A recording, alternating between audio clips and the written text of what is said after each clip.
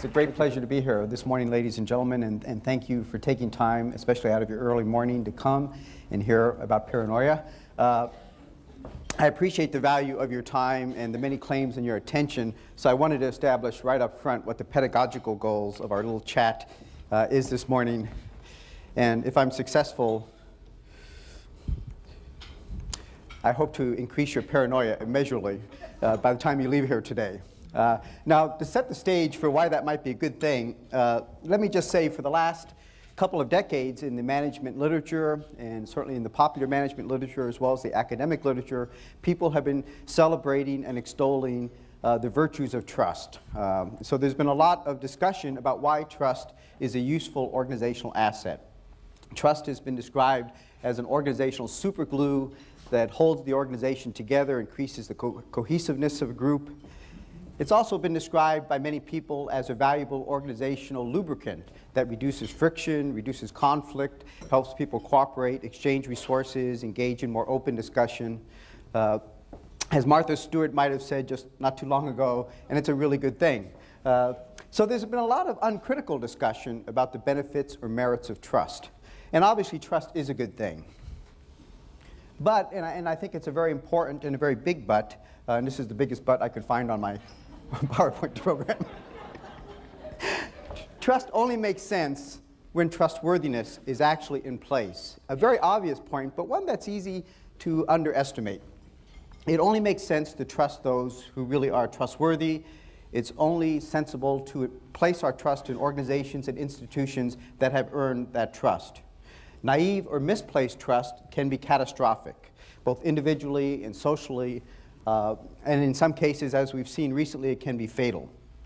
And so that's the reason I'd like to talk about what I think of as sometimes the power of paranoia. Why and when a little bit of paranoia makes a lot of sense in today's dangerous and uncertain world. Now, I also would like to talk about the problems and perils of paranoia, because it's also clear that paranoia of the wrong kind in the workplace is not a good thing. And so I'll talk about that too. Now, I thought to start this off, it might be good to revisit some of our history and think about a few times when a little paranoia might have benefited the people who were involved in these incidents. This is a quote from a number of years ago from one of our historical figures where he said very enthusiastically, "I'm really glad we have this taping system in place." That was Richard Nixon. And the story behind this, by the way, ladies and gentlemen, is really quite interesting.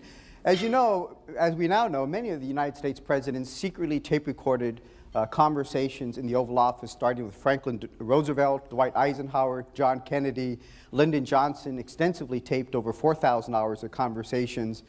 And when he was outgoing president and meeting Richard Nixon and giving him a tour of the White House and the Oval Office, and talking a little bit with him informally, he said, "By the way, Dick, I have this great taping system. Everything you say here will be recorded forever. When you decide to write your memoirs, you'll have a really accurate discussion."